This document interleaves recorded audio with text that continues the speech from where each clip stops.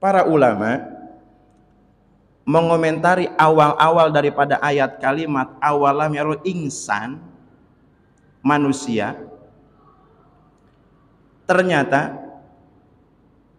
zaman dulu ketika Rasul diangkat jadi nabi dan rasul, orang-orang yang tidak beriman itu kufur, rendah derajatnya. Orang-orang yang beriman, orang-orang yang menerima dakwah Nabi Muhammad, ternyata mulia di hadapan agama Allah, mulia di hadapan Allah, walaupun segi sosial dia rendah.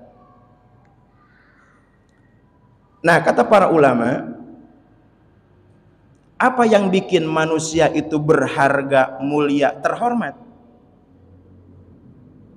Ternyata manusia tetap dalam posisi bisa berharga di hadapan Allah, berharga dalam agama, kalau manusia bisa menggunakan akalnya. Nah, ternyata manusia jadi mulia, manusia berharga karena punya akal yang dipakai, gitu Pak. Bahkan dalam surah Al-Baqarah di ayat 31, 32 kalau nggak salah, yang kisah tentang Adam, iblis dan malaikat, wa 'allama adamal asma'a kullaha tsumma aradhum 'alal malaikah faqala ambiuni bi asma'iha ulai kuntum shodiqin, dan seterusnya. Kenapa iblis atau yang dulunya disebut Azazil, kenapa malaikat kok disuruh sujud hormat kepada Adam? Padahal malaikat itu ribuan tahun sujudnya kepada Allah, ribuan tahun tasbihnya kepada Allah. Bahkan Azazil tasbihnya, tahlilnya, takbirnya kepada Allah ribuan tahun. Sementara Adam baru kemarin sore diciptakan. Bahasa iblis, khalaqtani minnar wa khalaqtahu min tin. Ya Allah, saya kan dari api, lebih lama ibadahnya. Sementara Adam dari tanah, baru kemarin sore. Kenapa saya harus hormat sama Adam, sujud sama Adam? Ternyata Bapak, sebabnya itu sebelum itu terjadi, Allah sudah wa'allama adamal asma'a kullaha. Allah sudah memberikan ilmu kepada Adam. Ilmu itu apa? Ya akal itulah. Jadi sebab akal, sebab ilmu itulah manusia jadi terhormat. Jangankan manusia lagi, iblis, malaikat pun sujud kepada Adam alaihissalam. Sebab apa? Karena Adam punya akal. Berarti begini Pak, apakah setiap orang yang punya akal terhormat? Tentu tidak. Akal yang digunakan. Kenapa? Ada ayat yang lain. Apa kalimatnya? Balhum adol ulaika humul ghafilun. Manusia yang punya akal tapi akalnya nggak dipakai lebih rendah daripada makhluk yang hina dan najis. Mana contohnya? Dulu seperti halnya musuh-musuh para nabi-nabi Allah, seperti Qarun, Fir'aun, siapa lagi Pak tuh yang terkenal itu? Abu Jahal, Abu Lahab. Mereka punya akalnya, tapi ternyata akalnya tidak bisa digunakan untuk menemukan zat Allah Subhanahu wa ta'ala. Berarti begini Bapak, sekarang kita udah punya modal nih berupa akal itulah. Berarti gunakan sekuat tenaga akal kita untuk menuju Allah Subhanahu. Makanya Nabi Muhammad sangat memuji, Nabi kita Muhammad sangat sayang, Nabi Muhammad sangat perhatian kepada orang yang sangat bisa menggunakan akalnya, yang selalu mendahulukan urusan Allah ketimbang urusan dirinya. Kan ada kisah Bapak, sahabat Nabi yang namanya Sauban bin Jaddad. Pernah dengar Bapak? Sauban bin Jaddad.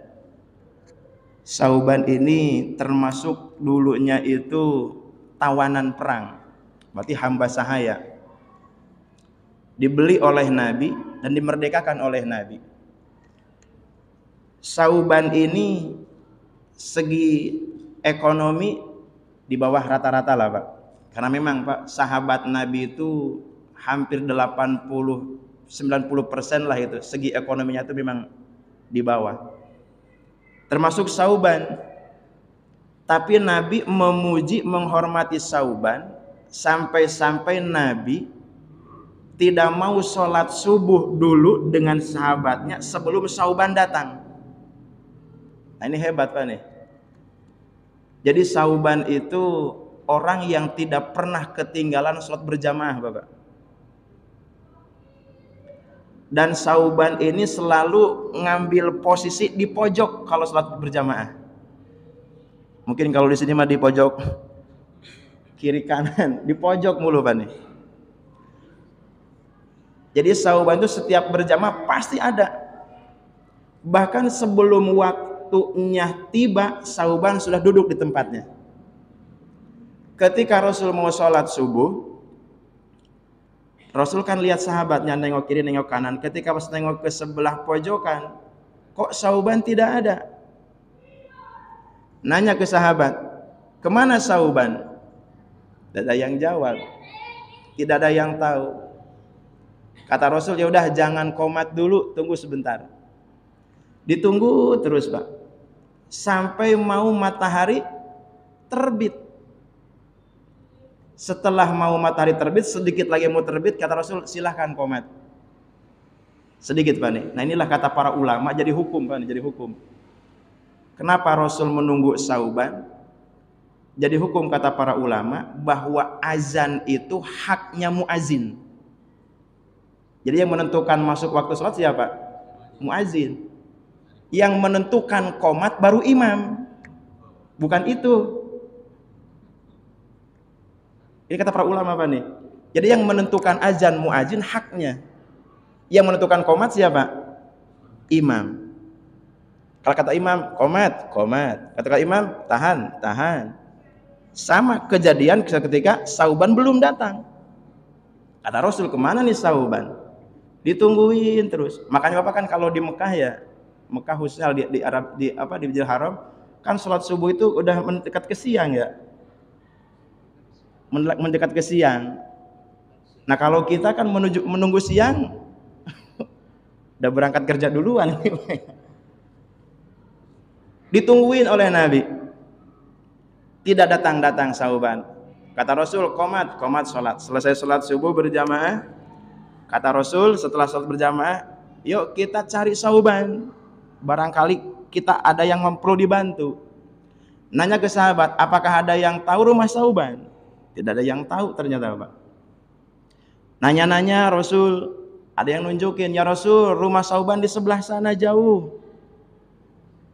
Disusurin Nabi terus sampai ketemulah satu rumah jauh banget. Ternyata Rasul dari masjid Nabi sampai rumah Sauban itu jaraknya 3 jam kata para ulama Pak. 3 jam kalau jalan kaki sampai mana Pak? Ke Bekasi berapa jam betul kalau ke Bekasi jalan kaki? Nggak nyampe setengah jam kali Pak ya. Senin 3 jam apa tuh? Posisi di Mekah Nabawi. Yang kita lihat kiri kanannya kan batu gersang Bapak. Kayak apa tuh? Jarak rumah Sauban dengan Masjid Nabi 3 jam perjalanan. Tapi Sauban sholat berjamaah tidak pernah ketinggalan. Sebelum waktu azan tiba, Sauban udah duduk di tempatnya di pojokan. Itu Sauban Pak tuh. Kalau kita paling jauh RT berapa nih kita Pak? Paling jauh dari mana kita nih Pak? Perjalanan berapa lama ke masjid kita Pak nih? Paling Oman paling jauh. Blok A tuh Pak Margono paling jauh. Coba Pak. Sauban karena mendahulukan urusan Allah, mendahulukan urusan agama Allah, ternyata dapat pujian dari Nabi. Mana pujian dari Nabi? Masukkan ke rumah, nanya sama istrinya, wahai istrinya Sauban, kemana Sauban? kok tidak kelihatan sholat berjamaah dengan kami? Kata istrinya, ya Rasul, Sauban itu telah meninggal.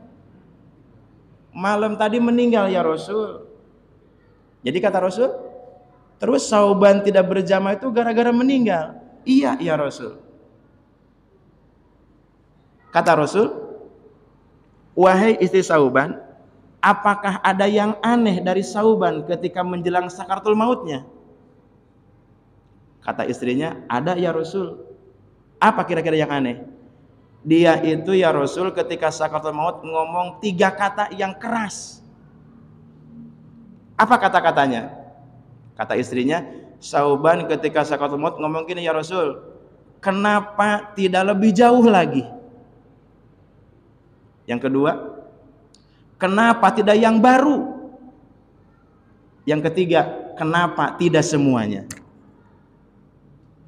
Ketika mendengar penjelasan dari istrinya, Pak, Allah melalui malaikat Jibril memberikan penjelasan apa yang terjadi dengan Sauban. Setelah mendapatkan itu, langsung Rasul ngomong ke sahabat, wahai sahabat-sahabat, apakah tahu kalian apa yang dimaksud oleh Sauban? Jawab sahabat, Allahu wa Rasuluhu a'lam. Allah dan Rasul lebih tahu ya Rasul. Kata Rasul, wahai sahabatku, kenapa Sauban ketika sakaratul maut mengucapkan kenapa tidak lebih jauh lagi? Kenapa tidak yang baru? Kenapa tidak semuanya? Kata Rasul, wah udah bunyi Pak ya. Kata Rasul, dulu Sauban itu ketika hendak dia sholat berjamaah kan jaraknya 3 jam tuh. Ternyata pahala berjalan menuju sholat berjamaah itu luar biasa pahalanya, besar sekali. Karena itu besar, pikir Sauban, bagaimana kalau saya berangkat ke masjid berjamaah itu 5 jam jaraknya, lebih jauh lagi. Mau seperti apa pahala akan saya dapat?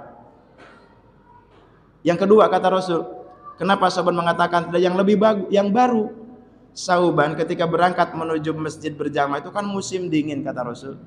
Pakai pakaiannya itu 3. Pakaian dalam, pakaian tengah, pakaian luar. Ternyata ya dipakai yang paling dalam itu pakai yang paling bagus.